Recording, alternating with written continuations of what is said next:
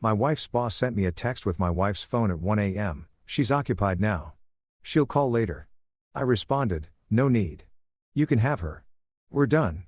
10 minutes later, my wife and her boss were at my door, clearly in distress, begging, look, I'm not saying I have a sixth sense or anything, but when your phone buzzes at 10:03 in the morning with that specific angry wasp vibration that screams, your life is about to get complicated. You just know something's gone sideways. I was half asleep, drooling on a pillow that smelled vaguely like old Chinese takeout and broken dreams when my phone lit up like a disco ball at a funeral.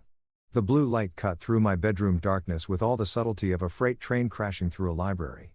I grabbed the phone with the coordination of a drunk giraffe, squinting at the screen like it might suddenly make sense if I just focused hard enough. The notification said it was from Rachel, my wife. Rachel, the woman who promised to love me through sickness and health, and apparently also through really terrible life choices. But here's the kicker that made my stomach drop faster than a lead balloon. The actual Cinder name displayed was G. Price Work. Her boss, Dr. Gavin Price, the kind of guy who probably practiced his sympathetic doctor face in the mirror every morning while flossing with organic gluten-free dental tape. The message itself was short, sweet, and about as comforting as a cactus hug. She's occupied now. She'll call later. I stared at those words. Then I stared some more.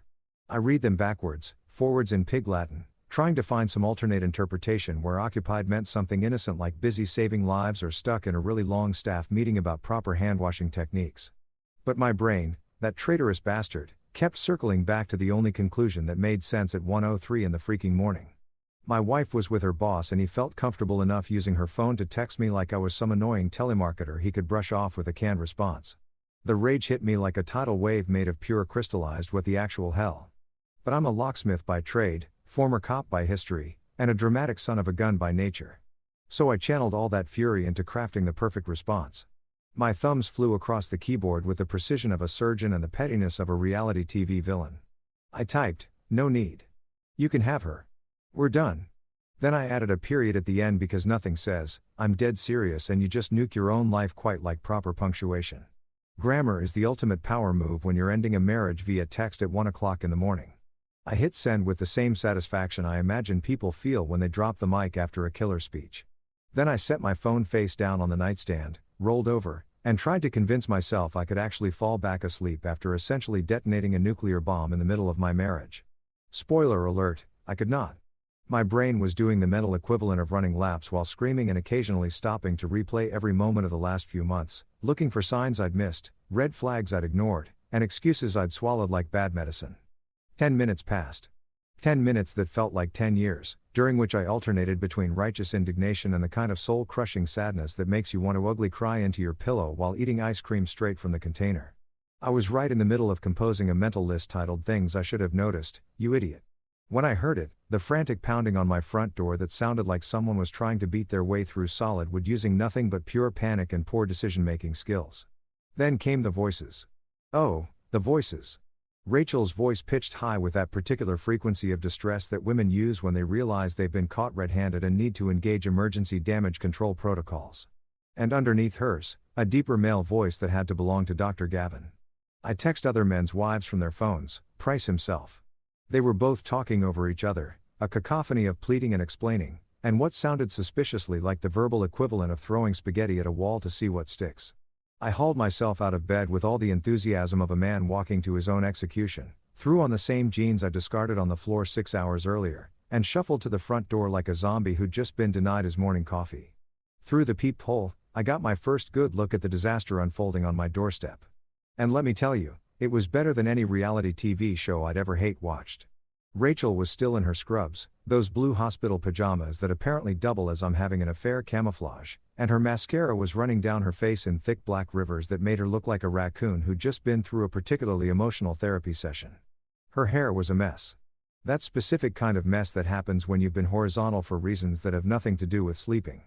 And she was clutching her phone like it was a life preserver and she was drowning in an ocean of her own stupid choices. Next to her stood Dr. Gavin Price himself. And oh boy, he was exactly what I'd pictured, blurry-eyed, wearing one of those white coats that doctors use to broadcast their authority and superiority to us mere mortals who can't tell a spleen from a pancreas. He had that look on his face, the one that screams, I make important life or death decisions every day, and also terrible personal decisions after hours. His hair was rumpled, His clothes were wrinkled, and he had the general appearance of a man who just realized he'd walked face first into a trap of his own making. They both looked frantic, like actors who'd forgotten their lines mid-P performance and were desperately improvising their way through the worst play ever written. Rachel was saying something about "it's not what you think and please just let me explain," while Gavin was attempting to back her up with phrases like medical emergency and complete misunderstanding that landed with all the credibility of a $3 bill.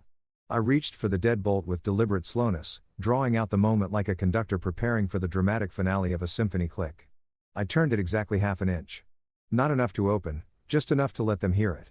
Then, because I'm nothing if not committed to the bid, I did the whole chain lock flourish with the kind of theatrical flair that would make a Broadway actor proud. The metal chain slid into place with a satisfying clink that said, "Oh, you're not getting in here, and I'm going to enjoy every second of making you squirm." I let them beg through that chain.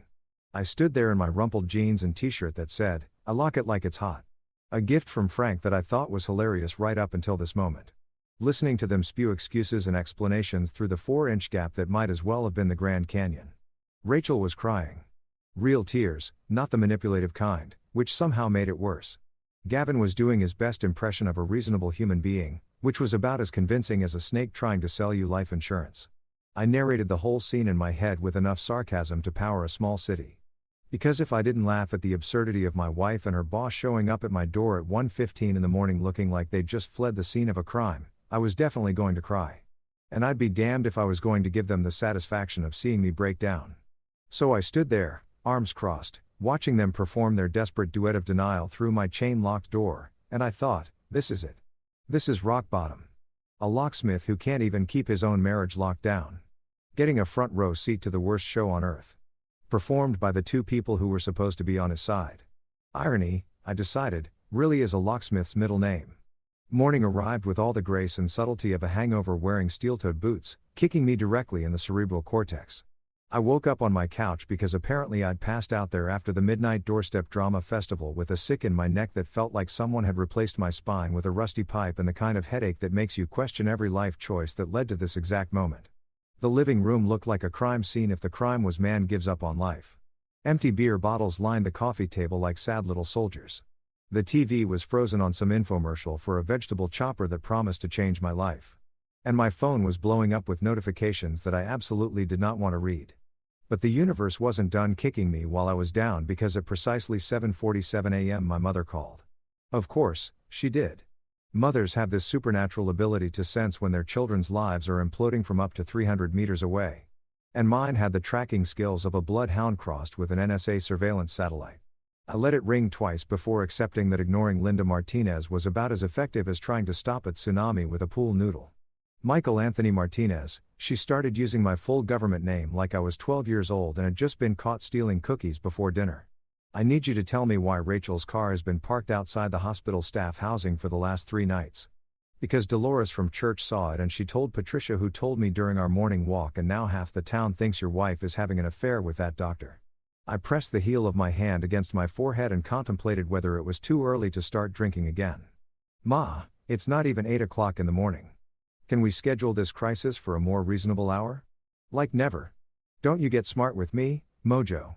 Is it true? Because if it's true, I'm going to march down to that hospital. Man, it's true. Ma, I cut her off because there was no point in pretending anymore. Small towns are like living inside a fishbowl filled with piranhas who gossip. I found out last night. Well, technically this morning at 1 a.m., which is apparently when all good marriages go to die. The silence on the other end lasted exactly 3 seconds before my mother launched into a rapid-fire combination of Spanish and English that would have made a drill sergeant weep with admiration. I held the phone away from my ear and let her get it out of her system, occasionally interjecting with, "Yes, Ma," and "I know, Ma," at what I hoped were appropriate intervals. After I finally extracted myself from the maternal inquisition with promises to come over for dinner later, because apparently nothing says your life is falling apart quite like your mom's enchiladas. I surveyed my kingdom of sadness. The apartment we'd shared for 3 years looked different in the harsh morning light. Wedding photos on the mantel that now felt like evidence of a crime. My police academy graduation photo hanging next to Rachel's nursing school diploma. Both of us looking so damn young and optimistic, it made me want to punch something. A ring of faded coffee cup stains on the side table that mapped out every morning we'd sat together, scrolling through our phones and pretending we were still connected. The rain started around 9 o'clock because of course it did. This was turning into a full-blown country song, and I half expected my dog to die, and my truck to break down, except I didn't have a dog, and my truck was running fine, which somehow made everything worse. Rachel showed up at 10:23 a.m. I know the exact time because I was staring at the clock, willing the day to end when I heard her key in the lock. She still had a key. I'd need to change those locks. Professional hazard of being a locksmith is knowing exactly how vulnerable your own security is.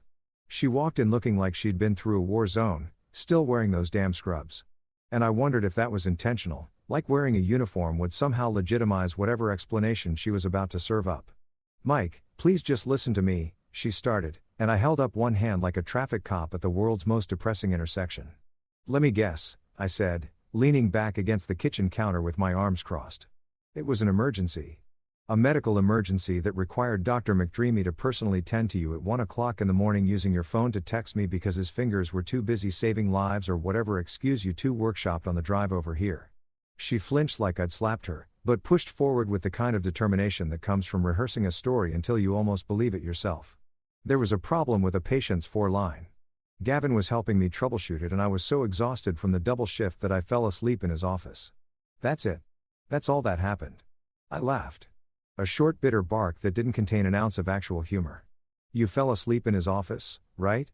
And he just happened to use your phone to text me like he owned it. Tell me, in this heartwarming episode of Grey's Anatomy Goes to Hell, why exactly was Dr. Price comfortable enough to send me a message from your phone? Do you two share phones regularly? Is that a new hospital policy I'm not aware of?" "Mike, you're being ridiculous." "No, Rachel, I'm being rational, which is apparently a foreign concept in whatever reality you've been living in." I pushed off the counter and started pacing because standing still felt like surrender. "You want to know what's ridiculous? The fact that you think I'm stupid enough to buy this after-cool special you're selling." "Oh no, officer. I didn't know how the drugs got in my car." "That's what you sound like right now." Her face crumpled and she sank into the armchair. My armchair, the one I'd inherited from my grandfather, like her legs couldn't hold her up anymore. "It's been months of distance between us, Mike.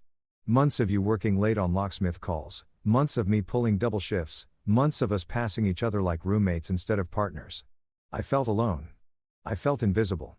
So, you chose a late-night drama with your boss instead of I don't know, suggesting couples counseling instead of having one single honest conversation with your husband."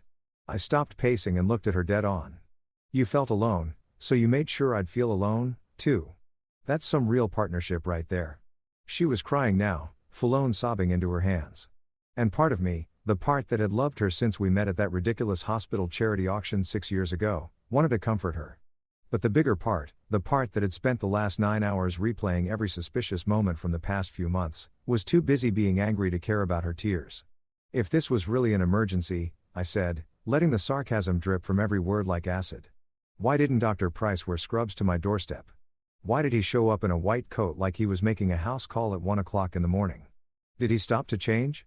Was there a wardrobe consultation?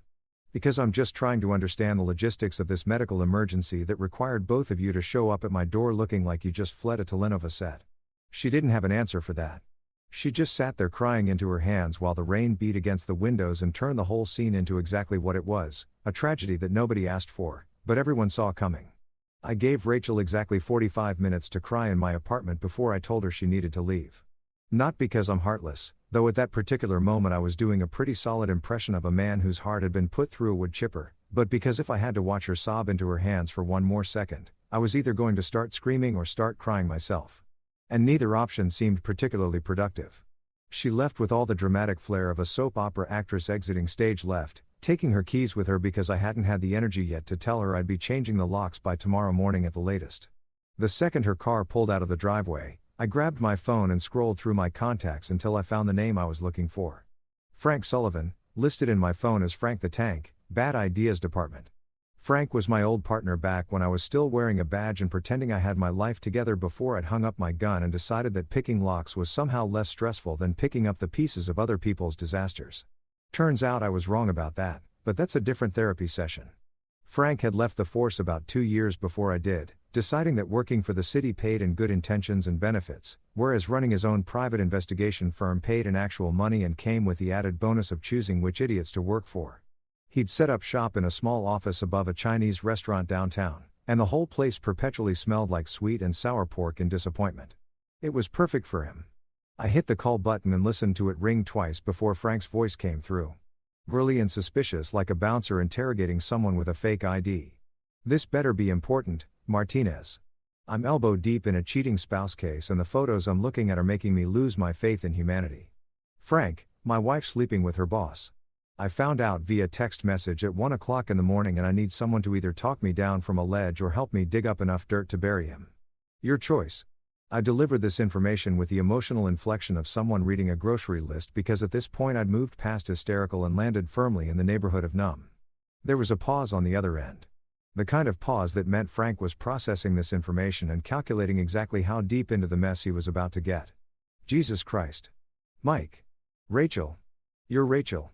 The nurse who makes those little jokes about proper hand hygiene and bakes cookies for hospital fundraisers. That's the one. Turns out she's been doing a lot more than baking cookies, if you catch my drift. I sank back onto the couch and stared at the ceiling, counting the cracks in the plaster like they might spell out some kind of answer. The guy's name is Dr. Gavin Price. He's her boss at County General, drives a BMW that probably costs more than my entire year's salary, and has the kind of face that makes you want to punch it on principle. Hold that thought. I'm coming over. Don't do anything stupid in the next 20 minutes. Frank hung up before I could argue, which was probably for the best because I absolutely would have argued that everything I was thinking about doing qualified as stupid and I was going to do it anyway. True to his word, Frank showed up 19 minutes later looking exactly like Frank always looked, built like a bouncer who'd eaten a smaller bouncer for breakfast, wearing jeans and a flannel shirt that had seen better decades, and carrying 2 enormous cups of coffee that smelled like they could resurrect the dead. He handed me one without a word and settled into the armchair that Rachel had vacated, his weight making the old furniture creak in protest. Talk, he commanded, sipping his coffee like it was a life support system, and he'd die without it. Frank drank coffee the way other people breathed constantly, compulsively, and with the kind of dedication usually reserved for religious zealots or people training for ultramarathons. So, I talked. I told him everything, starting with the 103 a.m. text and ending with Rachel's pathetic explanation about falling asleep in Gavin's office after a stressful situation. I told him about the look on Gavin's face when he showed up at my door, about my mother's phone call and the fact that apparently half the town had been watching my marriage disintegrate in real time while I'd been blissfully ignorant. I told him about the coffee cup rings on my table and the wedding photos that now felt like crime scene evidence. Frank listened without interrupting, which was one of his best qualities. He just sat there drinking his coffee and occasionally nodding, letting me purge all the poison that had been building up in my system since the early morning hours. When I finally ran out of words, he set down his coffee cup and leaned forward with his elbows on his knees, fixing me with the kind of look that had probably made suspects confess to crimes they didn't commit back when he was still wearing a badge. Here's the thing about liars, Mike. They think they're smarter than everyone else. They think they can spin a story and cover their tracks and nobody will ever know the truth. But liars always make mistakes because they're too busy remembering the lies to remember the details. He picked up his coffee again and took a long drink. You want my professional opinion? This wasn't a one-time thing. This wasn't some moment of weakness or a bad decision made in the heat of the moment. This has been going on for a while and they've been careful about it, which means there's a pattern. And patterns leave evidence. What kind of evidence?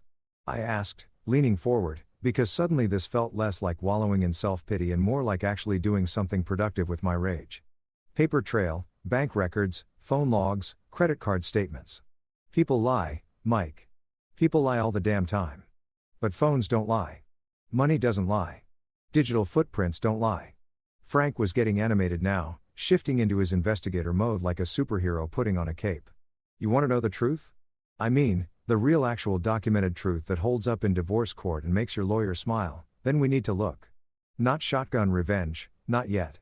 Just good old-fashioned fact-finding, detective work, the boring, methodical kind that actually gets results. I felt something shift in my chest. Some combination of relief and purpose that made me sit up straighter.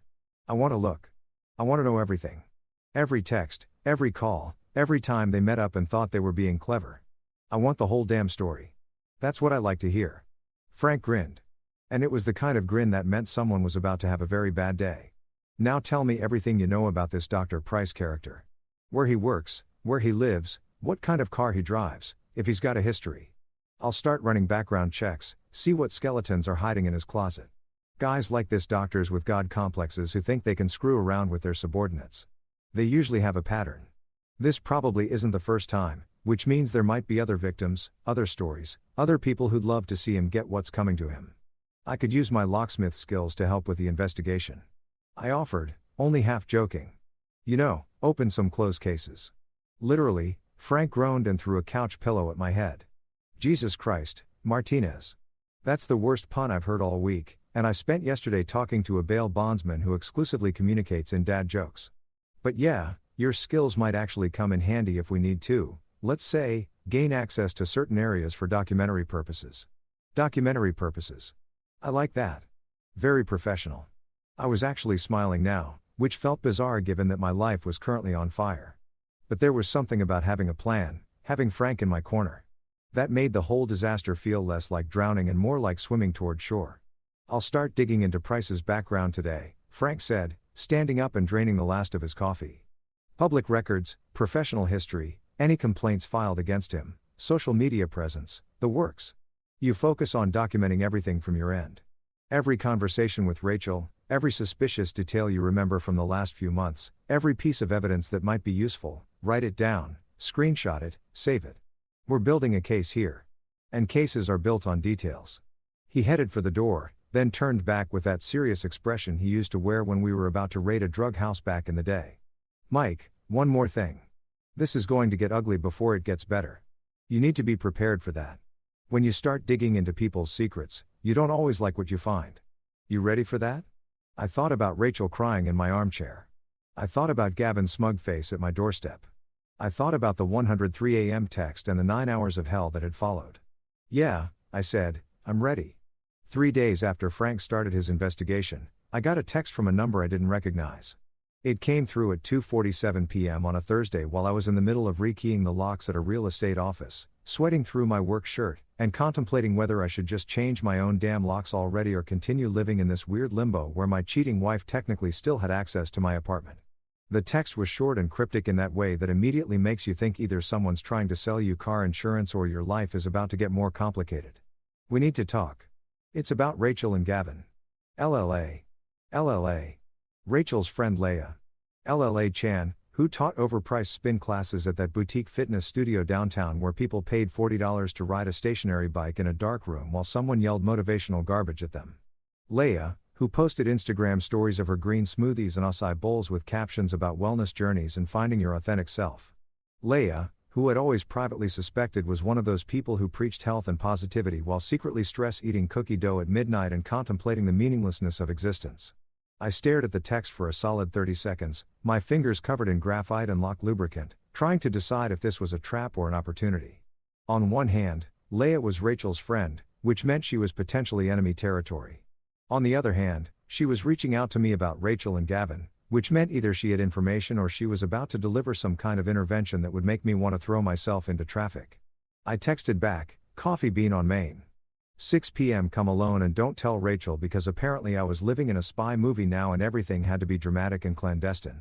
She responded immediately, already planning on it. See you there. The Coffee Bean was one of those aggressively hipster establishments where the baristas had ironic mustaches and the menu featured things like deconstructed lattes and artisanal cold brew infused with the tears of free-range coffee plants or whatever pretentious nonsense they were calling regular coffee these days. I showed up 10 minutes early because old cop habits die hard. Ordered something called an Americano that cost $7 and tasted like regret and claimed a corner booth where I could see the door. Leah walked in at exactly 6 o'clock and I had to hand it to her. She looked exactly like someone who was about to either save my life or ruin it further.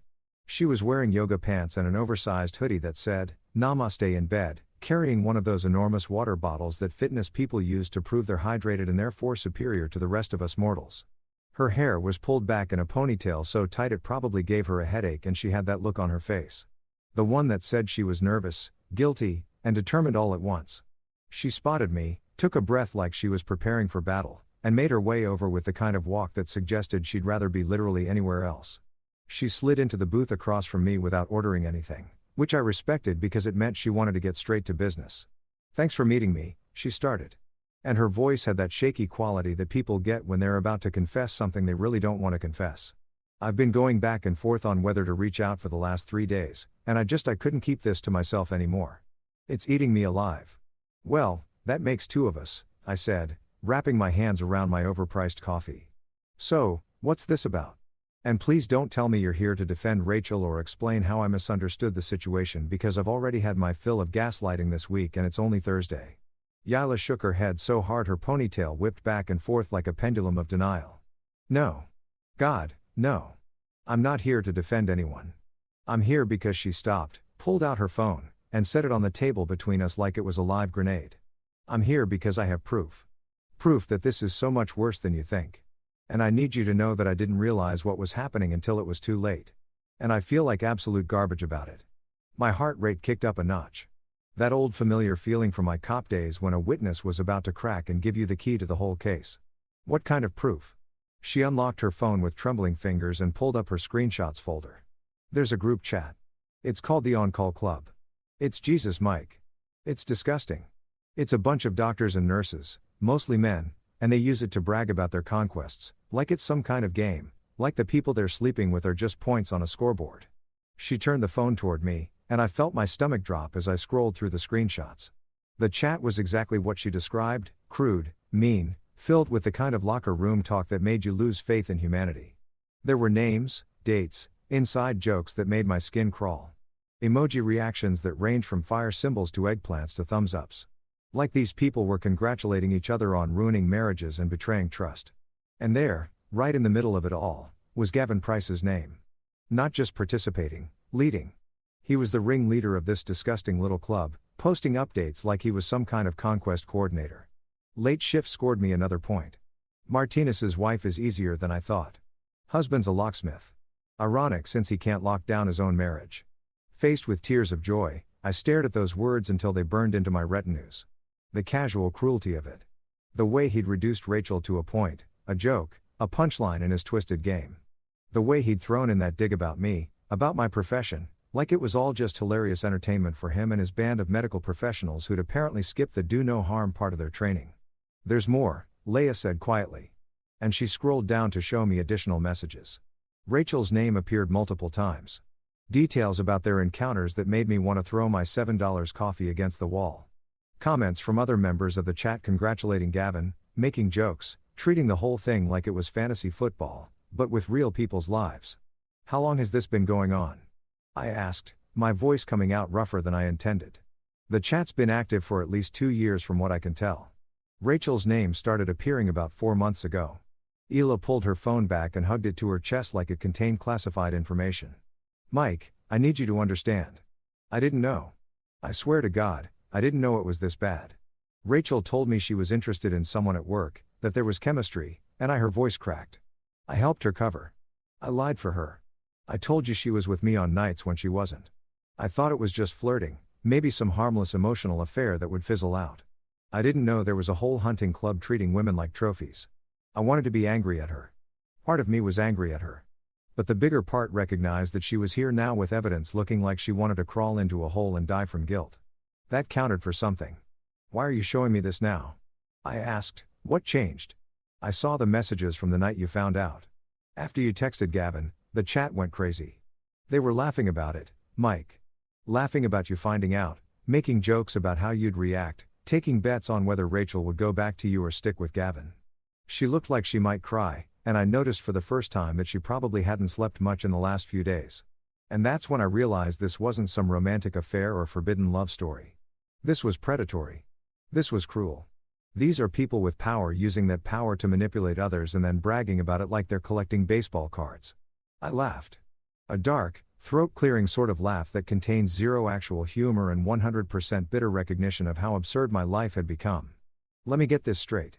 My wife's having an affair with her boss who's part of some kind of medical professional sex club where they share notes on their conquests like they're comparing their fantasy football lineups. And you helped cover for her because you thought it was romantic. Does that about sum it up? When you say it like that, it sounds even worse, Leia whispered. That's because it is worse. It's cartoonishly bad. It's so bad it loops back around to being almost funny. Except on the punchline, so it's actually just soul-destroying. I rubbed my face with both hands. Can you send me those screenshots? Already done. I airdropped them to your phone while you were reading. She finally reached for her water bottle and took a long drink like she needed to hydrate after purging all these secrets. There's something else you should know. I'm not the only one who helped cover. There are other people, friends, co-workers, who knew things were happening and either didn't care or actively participated in keeping secrets. This whole thing is bigger than just Rachel and Gavin. Of course it is, I muttered. Because why would my personal disaster be contained and manageable when it could be a full-blown conspiracy involving multiple accomplices? Leia stood up, gathering her things with the energy of someone who just completed a mission and desperately needed to escape. I'm sorry, Mike. I'm so sorry I was part of this. I'm going to have to live with that guilt for a long time. But I thought you deserved to know the truth. All of it. I looked at her, really looked at her, and saw someone who probably did drink kale smoothies while hiding whiskey in her water bottle. Someone who preached wellness while drowning in her own mess. Someone who was trying to do the right thing, even though it was way too late. Thanks for this, I said, gesturing to my phone where the screenshots now lived. I mean that. This is proof. Proof is a delicious cold thing. Yila, you just gave me ammunition. She nodded and left without another word, leaving me alone in my corner booth with my cold coffee and my smoking gun. I pulled up the screenshots again and scrolled through them slowly, methodically, memorizing every crude joke and casual cruelty. They thought they were untouchable. They thought they could keep their little club secret, laugh at their victims, and never face consequences. They forgot that every lock has a key, and I was very, very good at finding them. Frank showed up at my apartment 4 days after my coffee shop confession session with Leia, carrying a folder that was thicker than my old police vest, and had that particular weight that comes from containing someone's entire history of being a garbage human being. He didn't knock, just used the spare key I'd given him back when we were partners. And I still believed in things like trust and friendship, and walked in to find me sitting at my kitchen table, surrounded by printouts of the On-Call Club screenshots, a legal pad covered in notes that probably made me look like a conspiracy theorist, and enough empty coffee cups to qualify as a health hazard. You look like hell, Frank said by way of greeting, setting the folder down on the table with a thud that sent some of my papers flying. When's the last time you slept or showered or consumed anything that wasn't liquid caffeine? Bold words coming from a man who considers coffee a food group? I shot back, but I couldn't really argue with his assessment. I'd been living in the same pair of sweatpants for 2 days. My hair was doing something that could charitably be called abstract art. And I'm pretty sure I smelled like a combination of lock lubricant, desperation, and poor life choices. Please tell me that folder contains something that will make me feel better about the fact that my wife joined a sex cult and I was too stupid to notice. It's not a sex cult. It's just a group of entitled with medical degrees and no moral compass. Frank corrected, dropping into the chair across from me. But yeah, this folder is going to make your whole week, maybe your whole month, possibly your whole year, depending on how much you enjoy watching people get what they deserve. He flipped open the folder with the dramatic flair of a magician revealing his best trick. And I found myself staring at a collection of documents that looked like they'd been compiled by someone with an axe to grind and a really good filing system. Complaint forms, HR reports, legal documents with official-looking letterheads, personnel files that probably weren't supposed to be accessible to civilians, but Frank had ways of obtaining things that I'd learned long ago not to ask too many questions about. Meet Dr. Gavin Price's Greatest Hits collection, Frank announced, tapping the top document with one finger. Turns out your wife's boyfriend has a history longer than a CVS receipt and about as pleasant to look at. I'm talking complaints going back 7 years, 3 different hospitals, and a pattern of behavior that would make a behavioral psychologist salivate with how textbook it is. I pulled the first document closer, squinting at the dense legal language that seemed specifically designed to obscure the actual content while still technically documenting it. It was a complaint filed by a nurse named Jennifer Kaufman back in 2018 detailing how Drive Price had made repeated inappropriate comments about her appearance, suggested they discuss her career advancement opportunities over drinks, and then became hostile and vindictive when she declined his advances. The complaint had been filed with HR at his previous hospital, investigated for approximately 30 seconds, and then quietly filed away with a note that said, "Matter resolved through mediation." Matter resolved through mediation. I read aloud, letting the sarcasm drip from every syllable. That's corporate speak for we paid her to go away and hoped nobody would notice. Right. Bingo. Frank pulled out another document. This one from a different hospital in 2019. This is Jessica Torres. Similar story. Dr. Price pursued her aggressively. She initially reciprocated because she was young and flattered that a senior physician was paying attention to her. And then when she tried to end things, he made her work life a living hell, switched her to the worst shifts, gave her poor performance reviews, made comments in front of other staff about her being emotionally unstable. She filed a complaint, and surprise, surprise, it was resolved through a confidential settlement that included an NDA. He kept pulling documents out of that folder like a depressing magic trick that just kept going. Sarah Chun in 2020, Amanda Rodriguez in 2021, Melissa Grant in 2022. Each story followed the same basic pattern with slight variations. Dr. Gavin Price identified a target, usually someone younger or in a subordinate position, pursued them with a combination of charm and professional intimidation, got what he wanted, and then either discarded them or made their lives miserable when they tried to assert boundaries. And every single time, the hospital administration had responded with what could generously be called aggressive apathy and more accurately be called active cover-up. How many are there? I asked, feeling something cold and angry settling in my chest like a block of ice that had decided to take up permanent residence that I could find with a week of digging. 8 documented complaints across 3 different hospitals. But here's the thing, Mike. Those are just the ones who actually filed formal complaints. You know how many people experience harassment or assault and never report it? The numbers are depressing as hell. For every complaint in this folder, there's probably 3 or 4 other people who stayed quiet because they were scared of retaliation or didn't think anyone would believe them or just wanted to move on with their lives. Frank pulled out another section of documents. These ones looking more recent and official. And this is the really interesting part. County General where he works now, where Rachel works. They knew. They freaking knew about his history when they hired him 2 years ago. They did a background check. They saw the complaints and they hired him anyway because he's a good doctor with an impressive resume. And apparently being a predator is just a minor personality flaw that can be overlooked if you're good at your job. I stared at the pile of evidence, feeling the cold anger crystallize into something sharp and focused. So, what you're telling me is that this guy has been doing this for years. Multiple women have tried to hold him accountable and the system just keeps protecting him because hospitals are more interested in covering their asses than actually dealing with the problem. That's exactly what I'm telling you. Frank confirmed, this guy knows how to work the system. He knows which lines to not quite cross. He knows how to make settlements happen quietly. He knows how to position himself as the victim when complaints get filed. He's got it down to a science. The man's basically a professional predator with a medical degree and a really good lawyer. Well, isn't that just fantastic? I muttered, running my hands through my hair and probably making it stick up in even more ridiculous directions. My wife didn't just cheat on me with some random guy. She cheated on me with a serial predator who has an entire system in place for getting away with it. I'm not sure if that makes it better or worse. It makes it ammunition, Frank said, leaning forward with that intense look he got when he was really into a case. Look, Mike, I know this is personal for you. I know you're hurt and angry and probably fantasizing about various creative ways to make this guy suffer, but here's what we're going to do. We're going to be smart about this. We're going to collect all the proof. We're going to find these women, and we're going to give them choices. What kind of choices? I asked, though I was already starting to see where Frank was going with this. The choice to come forward together. The choice to break their NDAs because NDAs don't hold up when there's a pattern of criminal behavior or when public safety is at risk. The choice to stop being isolated victims and start being a coordinated force that actually has the power to hold this bastard accountable. Frank was getting animated now, gesturing with his hands like he was conducting an invisible orchestra of justice. 1 complaint gets buried. 2 complaints get settled quietly. 8 complaints from 8 different women all coming forward at the same time. That's a pattern. That's a story. That's the kind of thing that doesn't go away with a quiet settlement and a confidential agreement. I felt something like hope stirring in my chest, mixing with the anger and the hurt and creating some kind of volatile emotional cocktail that probably wasn't healthy, but definitely felt productive. So, we reach out to these women. We show them they're not alone. We build a case that's too big to ignore. Exactly.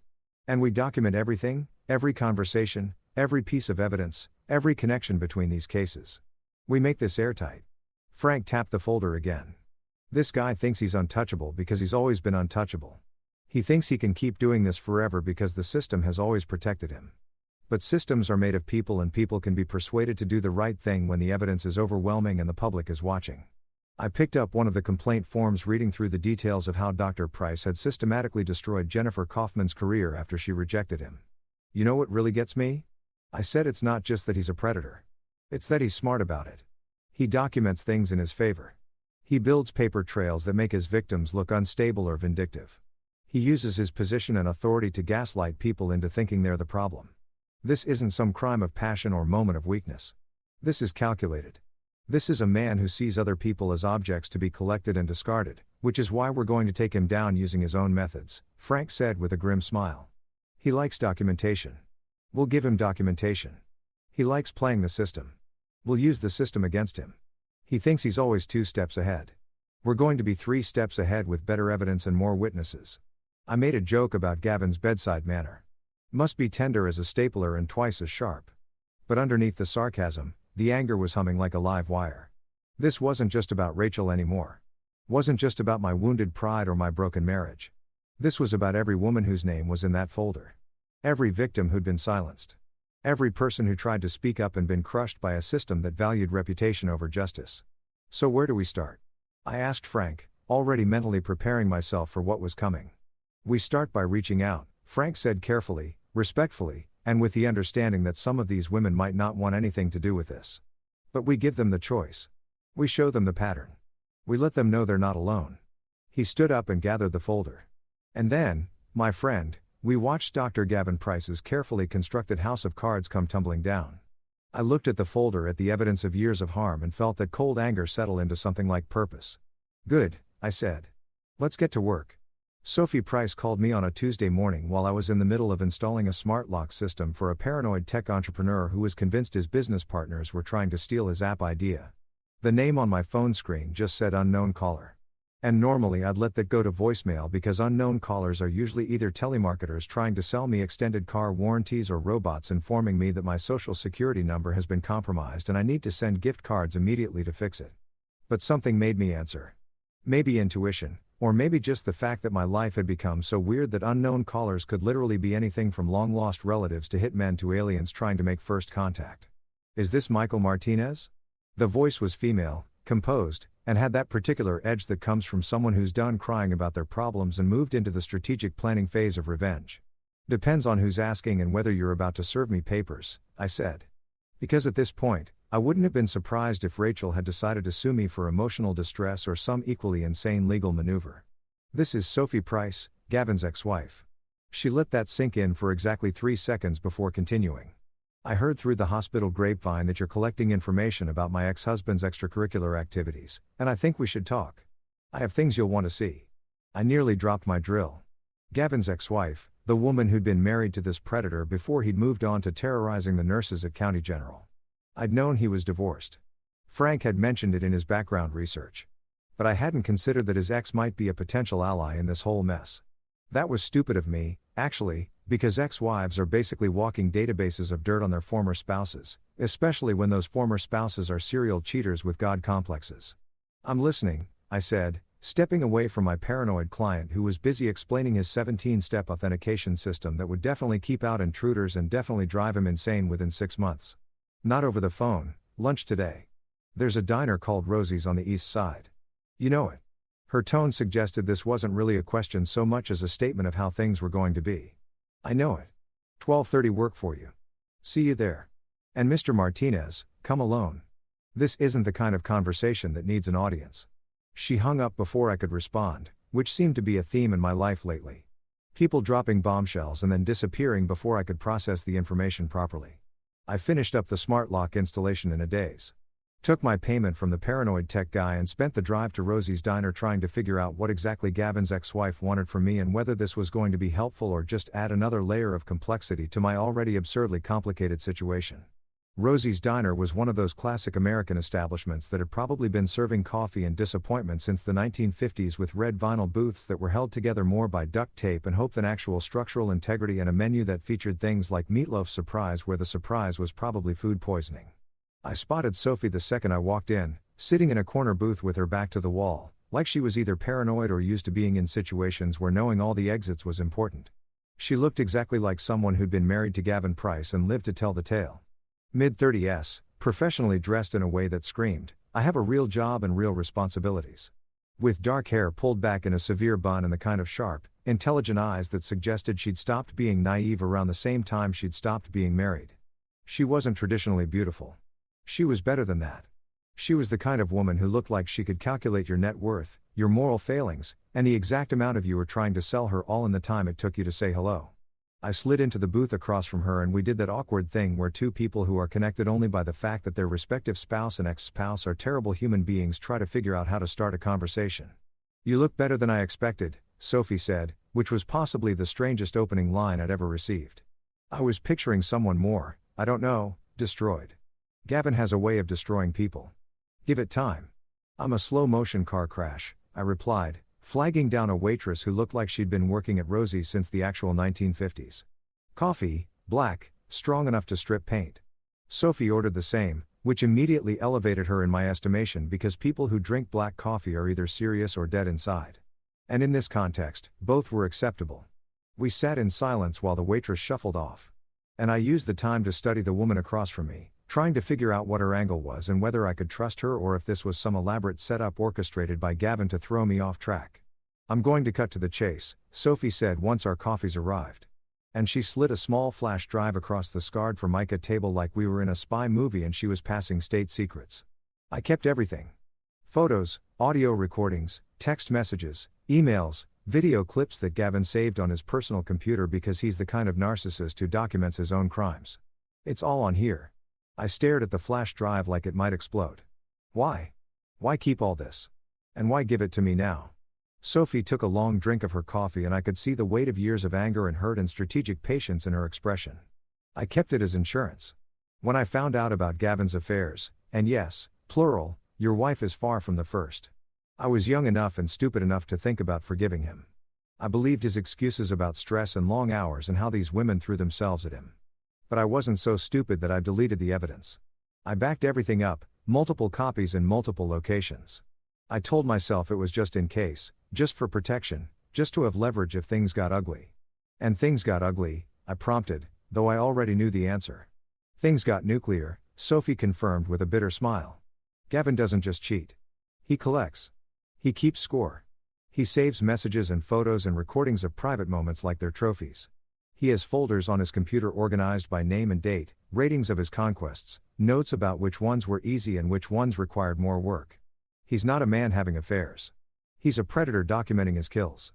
My stomach turned over and I had to set down my coffee cup before I threw it against the wall. Jesus Christ, he's actually keeping records. Like, this is some kind of sick game. It's exactly a sick game to him. And the worst part, he's smart about it. He never keeps anything that could be traced back to him professionally. No hospital emails, no work phones. Everything's on his personal devices, encrypted and password protected. He thinks he's untouchable.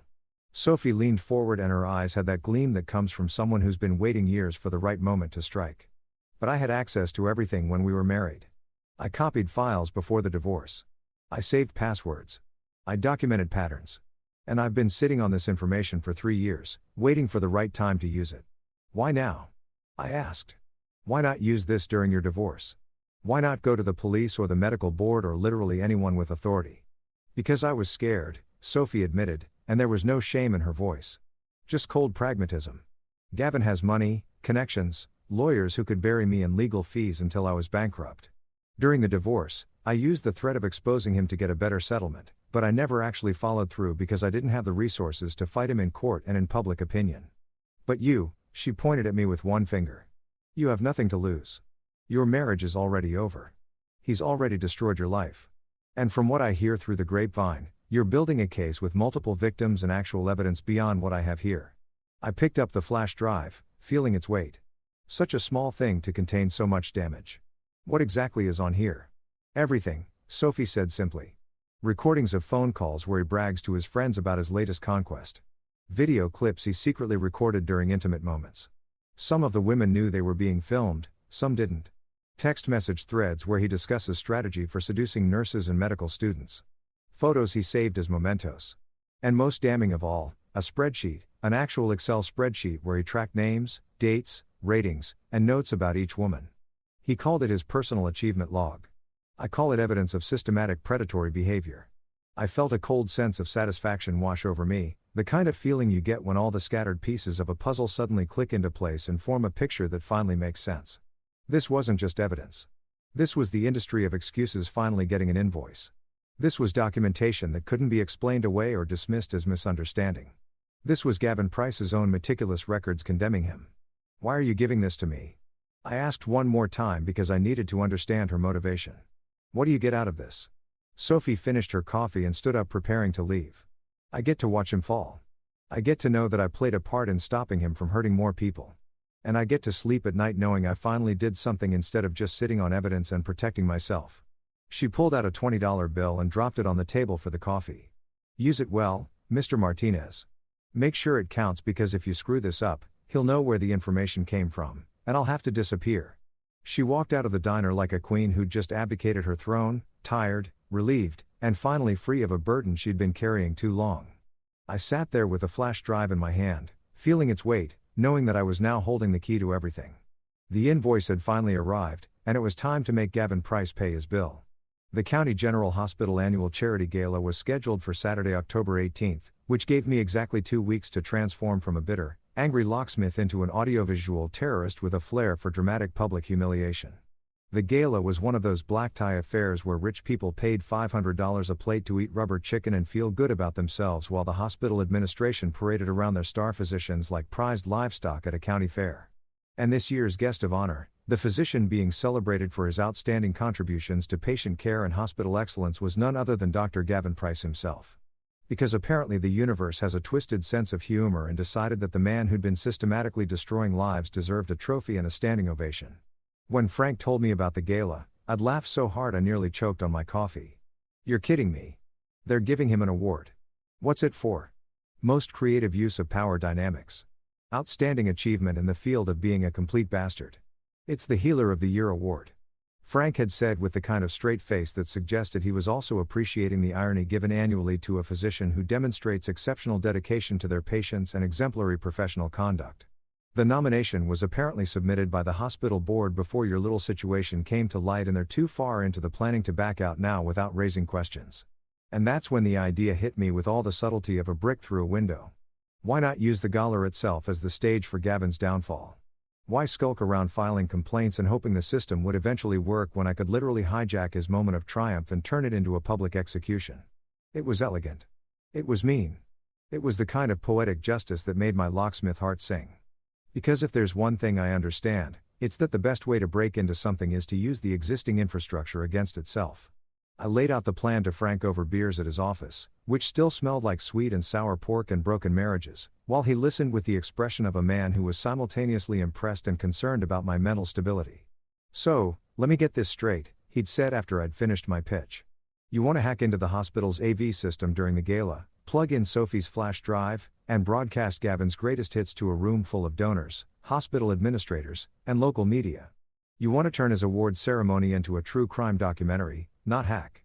That sounds illegal and complicated. I prefer gain authorized access through my extensive knowledge of security systems and the fact that I personally installed the locks on the AV control room 6 months ago when the hospital upgraded their equipment.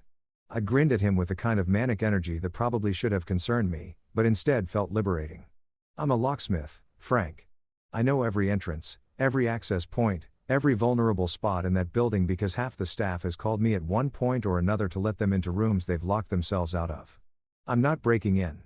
I'm just opening doors that are already there. Frank had stared at me for a long moment before breaking into a grin that matched mine. You magnificent, vengeful son of a, this is either the best idea you've ever had or the worst. And I genuinely can't tell which. Why not both? I'd replied, already mentally mapping out the logistics. Over the next 2 weeks, I became intimately familiar with the County General Hospital event space, the AV setup for the gala, and the exact sequence of events planned for the evening. I reached out to Tommy Chan, a guy I knew from my cop days who'd left the force to become an AV technician because he decided he'd rather work with equipment than people, and who owed me a favor from that time I'd helped him get out of a sticky situation involving his ex-girlfriend, a restraining order, and a misunderstanding about who actually owned the PlayStation.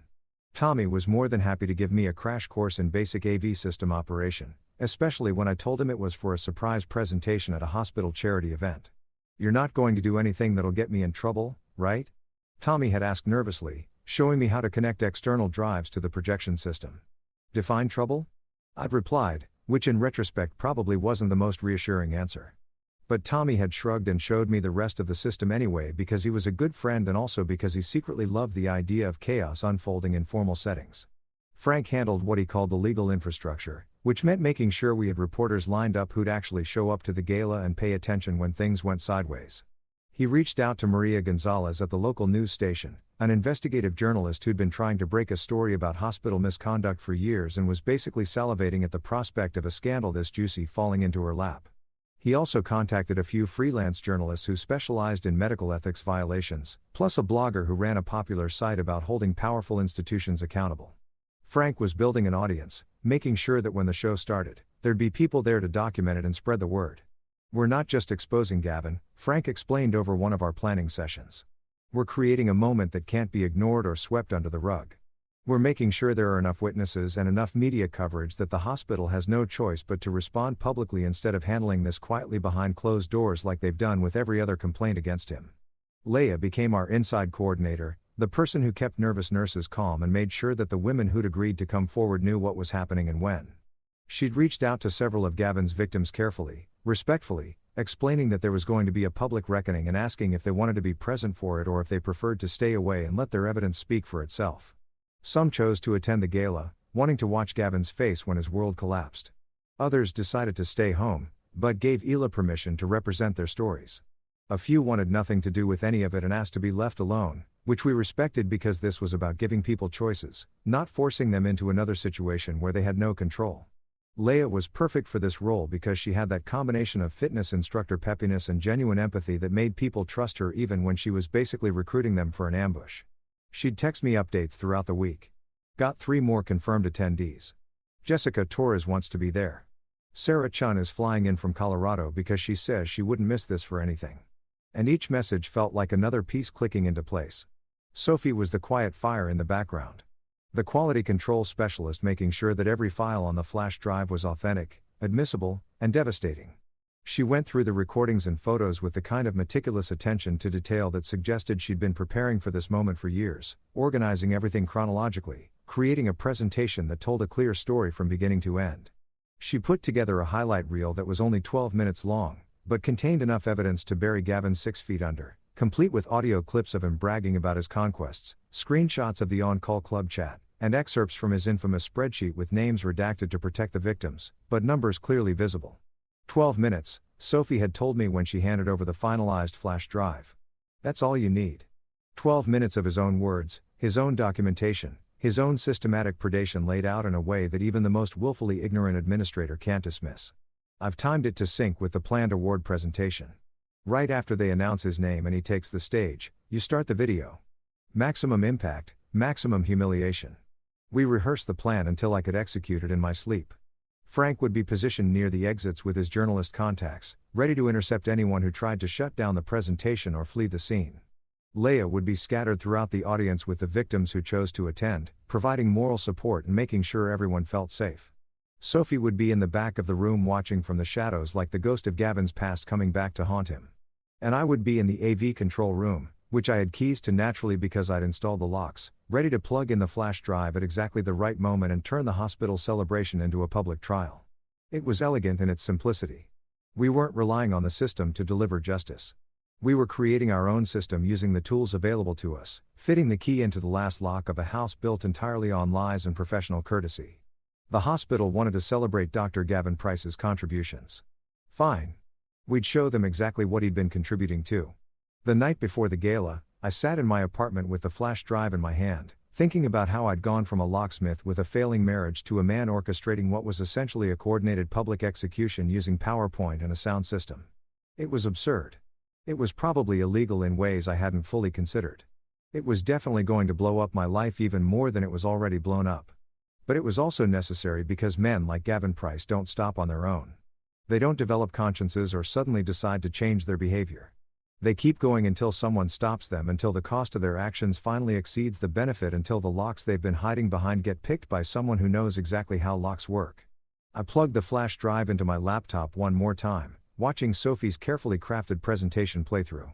12 minutes of truth, 12 minutes of receipts, 12 minutes of a man condemning himself with his own evidence. If this becomes a soap opera, I expect royalties, I muttered to myself, channeling my nervous energy into sarcasm, because that's what I did best. Tomorrow night, Dr. Gavin Price would walk onto that stage expecting applause and admiration. Instead, he'd get accountability, served cold in public. I couldn't wait.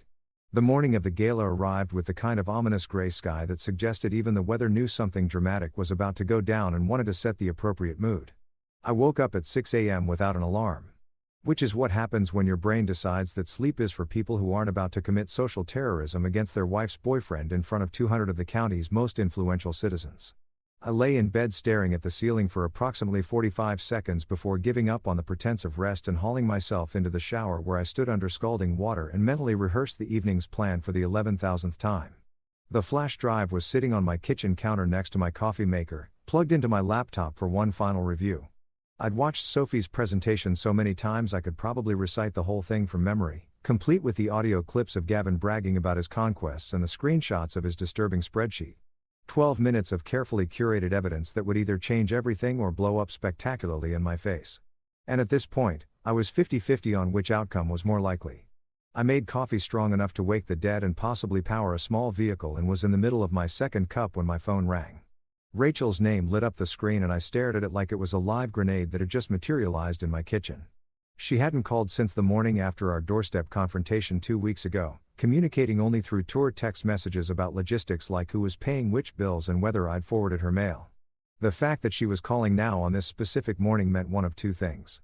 Either she'd somehow found out about the plan or her guilty conscience had finally kicked into overdrive.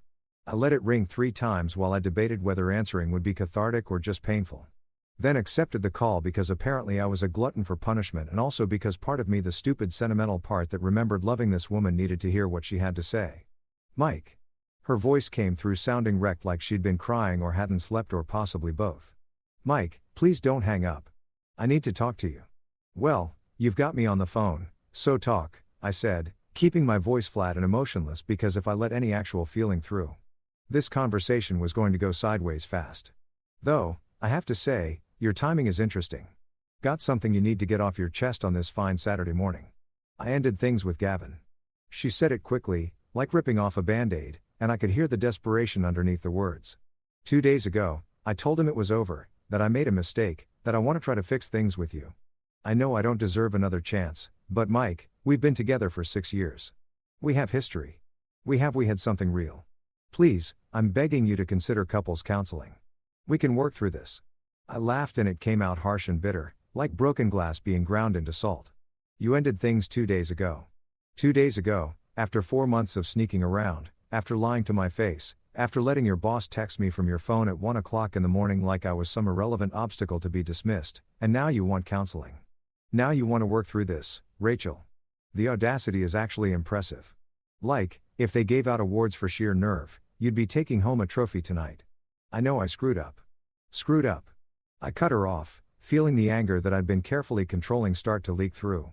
Screwed up is forgetting to take out the trash or accidentally dyeing my white shirts pink in the laundry. What you did was make a conscious choice repeatedly for months to betray me with your boss while I was home, thinking we were just going through a rough patch. That's not screwing up, Rachel. That's systematic deception. She was crying now. I could hear it in her breathing. But I couldn't make myself care the way I would have even 3 weeks ago. Something fundamental had broken between us. Some foundation stone that you can't just glue back together with tears and promises of counseling. "Mike, please." Her voice cracked. "I love you. I never stopped loving you.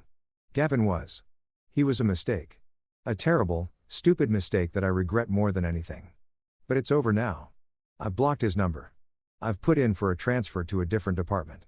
I'm doing everything I can to make this right. Let me ask you something," I said, and my voice came out colder than I'd intended, sharp enough to cut. "Did Gavin record you? Did he take photos, videos, save your text messages? Did he document your relationship like it was some kind of conquest he wanted to remember?" The silence that followed was deafening. It stretched out for 5 seconds, then 10. And in that silence, I heard everything I needed to know. The fear, the realization, the understanding that whatever promises Gavin had made about privacy and discretion were as worthless as his marriage vows had probably been. He promised he deleted everything. Rachel finally whispered, and she sounded small and scared and young in a way that made something twist painfully in my chest despite my anger. "After I told him we were done, he said he'd delete all the messages and photos. He promised, Mike," he said. "He promised." "Yeah, like men in dramas promise." I interrupted, and the sarcasm was back in full force because it was easier than acknowledging the part of me that still hurt for her, that recognized she'd been played by someone with a lot more experience in manipulation than she had. "Let me tell you something about Gavin Price that you apparently haven't figured out yet. He doesn't delete anything. He collects, he saves, he documents every conquest like he's building a museum dedicated to his own ego and other people's bad decisions. So, no, Rachel, he didn't delete your messages. They're probably backed up in 3 different cloud storage accounts with labels and dates and maybe even ratings. Her crying intensified, dissolving into the kind of sobbing that comes from genuine fear and the dawning realization that you've been way more naive than you thought possible. Oh God. Oh God. Mike, you have to help me. If those photos get out, if people see my job, my reputation, my family, now you care about your job and reputation. The words came out harsher than I'd intended, but I was too far gone to pull them back. Where was that concern 4 months ago when you were making the choice to sleep with your boss? Where was that forward thinking when you were letting him photograph intimate moments? I didn't know. She practically shouted, and there was genuine anguish in her voice. I didn't know he was recording some of it. I didn't know he saved everything. I didn't know about the other women or the chat group where she stopped and I could hear her trying to compose herself. Wait, how do you know about all this? How do you know what Gavin does? Because unlike you, I did my homework, I said flatly. When I found out my wife was cheating, I didn't just sit around crying into my beer. I investigated. I talked to people. I found evidence. And let me tell you, Rachel, what I found is so much worse than you cheating with your boss. What I found is a pattern of predatory behavior going back years. Multiple victims, systematic abuse of power, and documentation that would make a prosecutor weep with joy. There was another long pause, and when Rachel spoke again, her voice was shaking. Mike, what are you planning to do? Why are you telling me this? Because tonight is the hospital gala, I said. And I was surprised by how calm I sounded, how collected, like I was explaining the weather instead of my plans to destroy her boyfriend's career. Tonight, Gavin gets his award for being Healer of the Year or whatever title they're giving him. And tonight, everyone at that gala is going to see exactly what kind of healer he really is. No, it came out as a whisper, then stronger. No, Mike, you can't. Please, I'm begging you. Don't do this publicly. Don't make this a spectacle. It'll destroy me, too. Everyone will know. My colleagues, my friends, my parents. You should have thought about that before you let Gavin take pictures, I said. And part of me recognized I was being cruel. But the bigger part was too angry and hurt to care. You made your choices, Rachel. You chose to have an affair. You chose to trust a man who collects women like baseball cards. You chose to believe his promises. And now you get to live with the consequences of those choices, just like I have to live with the consequences of marrying someone who betrayed me. Mike, please stop. I cut her off, suddenly exhausted by the whole conversation, by the pleading and the tears and the last-minute appeals to my better nature. Stop begging. Stop making promises you won't keep. Stop acting like you can fix this with enough crying and apologies. It's done, Rachel. We're done. Whatever you thought we had is gone, and you killed it yourself. You can hide if you want to. You can call in sick to the gala, stay home, pretend none of this is happening, but you can't unend what's already been saved. You can't delete files that have already been backed up in multiple locations. The truth is coming out whether you like it or not. And you get to decide whether you face it or run from it. She was sobbing openly now, but I felt nothing except a hollow sort of finality, like closing a door on a room you know you'll never enter again. If this becomes a soap opera, I expect royalties, I said. And I meant it half seriously. Half as a defense mechanism against the part of me that was hurting along with her despite everything. I hung up before she could respond, before she could beg more or promise more or say anything else that might make me reconsider. I set my phone face down on the counter and finished my coffee, looking at the flash drive sitting next to my laptop. Tonight, the truth came out. Tonight, everyone would see what I'd been seeing for weeks. And if Rachel got caught in the blast radius, well, actions have consequences, and she'd earned hers. The County General Hospital annual charity gala was exactly as pretentious as I'd imagined. Which is to say, it looked like someone had taken a Pinterest board labeled classy medical event and vomited it all over the hospital's conference center with no regard for subtlety or taste. There were ice sculptures shaped like stethoscopes because nothing says we care about healthcare quite like expensive frozen water that'll melt into a puddle by the end of the night. White tablecloths covered every surface. Each table featuring centerpieces of roses and leaves that probably cost more than my monthly rent. And a string quartet was playing softly in the corner like this was a 19th century European ball instead of a fundraiser in a mid-sized American city where half the attendees were just here for the open bar and tax-deductible charitable donations. I'd arrived early, dressed in the only suit I owned, a charcoal gray number I'd worn to my wedding, and then subsequently to about 4 funerals, which felt grimly appropriate given what I was about to do. Frank had secured me a ticket through one of his contacts who worked in hospital administration, a woman named Patricia, who'd been one of Gavin's victims 3 years ago, and was absolutely thrilled to facilitate his public execution. She'd even helped me get access to the AV control room earlier in the day, letting me in with her staff badge while I pretended to be checking the security on the door locks and definitely not installing a backup system that would prevent anyone from shutting down the presentation once it started. The room was filling up fast with exactly the kind of people you'd expect at a $500 plate charity dinner. Wealthy donors in designer gowns and tailored tuxedos. Hospital board members who all looked like they'd stepped out of a catalog for successful people who make important decisions. Local politicians gladdening their way through the crowd like they were campaigning even though nobody was voting on anything tonight. And of course, the medical staff, doctors, and nurses dressed in their formal best, pretending they weren't all secretly hoping the bar would stay open late enough to make the speeches tolerable. I spotted Frank near the east entrance looking uncomfortable in a suit that probably hadn't been worn since his daughter's wedding 2 years ago, standing next to Maria Gonzalez from Channel 7 News and at least 3 other journalists I recognized from Frank's briefings. They were all trying to look casual like they were just here for the chicken and the charitable cause. Definitely not waiting for a scandal to erupt that would give them the story of the year. Leia was scattered throughout the crowd with several women I recognized from Frank's victim folder. Jennifer Kaufman, Jessica Torres, Sarah Chun, who'd flown in from Colorado specifically for this. All of them looking nervous and determined in equal measure, like soldiers waiting for a battle they'd been training for their entire lives. Sophie was in the back of the room, exactly where she'd said she'd be, wearing a black dress that made her look like she was attending a funeral, which was fitting since we were about to bury Gavin's career alive. She caught my eye and gave me the smallest nod, a gesture that said, "It's time and good luck and burn it all down." All in one slight movement. The ceremony started at 7:30 with all the pomp and circumstance of people who take themselves way too seriously. The hospital CEO, a silver-haired man named Richard Beaumont, who had the kind of authoritative voice that made you think he'd never been wrong about anything in his entire life, took the stage, and launched into a speech about County General's commitment to excellence and community service. He thanked the donors, praised the staff, made some jokes that landed with varying degrees of success, and generally did all the things that people do when they're killing time before the main event. Then came the moment I'd been waiting for.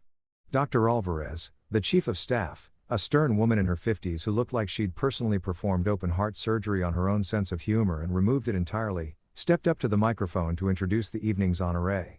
"It is my great privilege," she began reading from note cards like she was announcing the winner of an Oscar, to present this year's Healer of the Year award to a physician who embodies everything we value at County General Hospital. His dedication to his patients is unmatched. His commitment to excellence in medical care is an inspiration to us all. He represents the very best of what it means to be a healer in our modern healthcare system. Please join me in welcoming to the stage Dr. Gavin Price.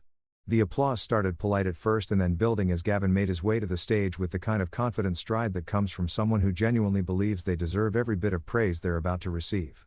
He looked exactly like he always looked in my mental picture of him. Handsome in that generic television doctor way. Impeccably dressed in a tuxedo that probably cost more than my truck. With that smile that I now recognized as the expression of a predator who'd gotten away with everything and expected to keep getting away with it forever. He shook hands with Dr. Alvarez, accepted the crystal trophy that probably also cost more than my truck, and stepped up to the microphone with the crystal award held high like he just won the Super Bowl of being a terrible human being. The applause continued, and I watched from my position near the AV control room as he basked in it, soaking up the admiration like a plant that had been genetically modified to feed exclusively on ego and false praise. "Thank you," he began, his voice smooth and practiced, the voice of someone who'd given speeches before and knew exactly how to work a crowd. "I am truly humbled by this recognition. When I became a doctor, I made a commitment to serve my patients with compassion, integrity, and that's when I hit the trigger." The lights dimmed slightly. I programmed that into the sequence because if you're going to ruin someone's life, you might as well do it with dramatic lighting. And the massive projection screens on either side of the stage flickered to life. Gavin stopped mid-sentence, confused, turning to look at the screens with that expression people get when technology does something unexpected and they're not sure if it's part of the show or a malfunction. The first slide appeared, a screenshot of the On-Call Club chat group blown up to 15 feet tall and crystal clear in high definition. The group name was visible at the top along with a list of members. 23 names, including Gavin's right at the top with a little crown emoji next to it that designated him as the group administrator. Below that, message after message of crude jokes, conquest comparisons, and the kind of locker room talk that would make a frat boy blush. The room went silent. Not the comfortable silence of people paying attention, but the shocked silence of people trying to process what they're seeing and coming up short on explanations that make sense. Then came the audio. Gavin's voice recorded from one of Sophie's save files playing through the conference center's surround sound system with perfect clarity. Late shift scored me another point. Martinez's wife is easier than I thought. Husband's a locksmith. Ironic since he can't lock down his own marriage. Followed by laughter, is laughter the sound of someone who thought this was hilarious instead of sociopathic.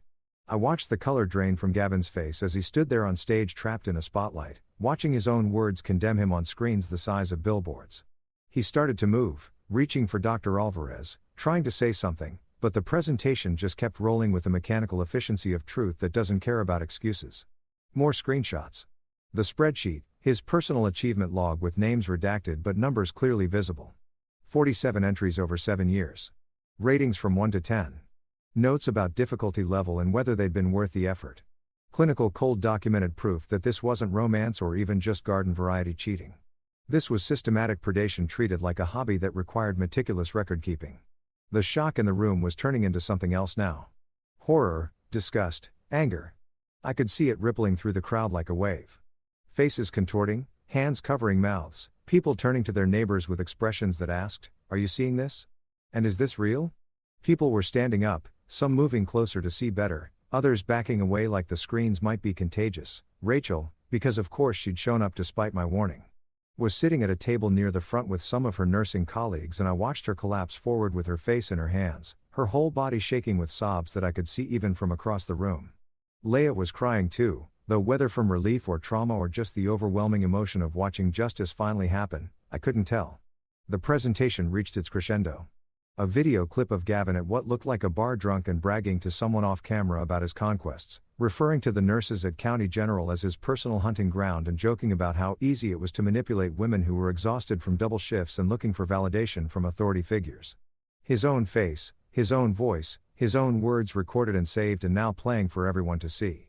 I stepped out of the shadows, then walking toward the stage with my hands in my pockets and my heart pounding so hard I thought it might crack my ribs.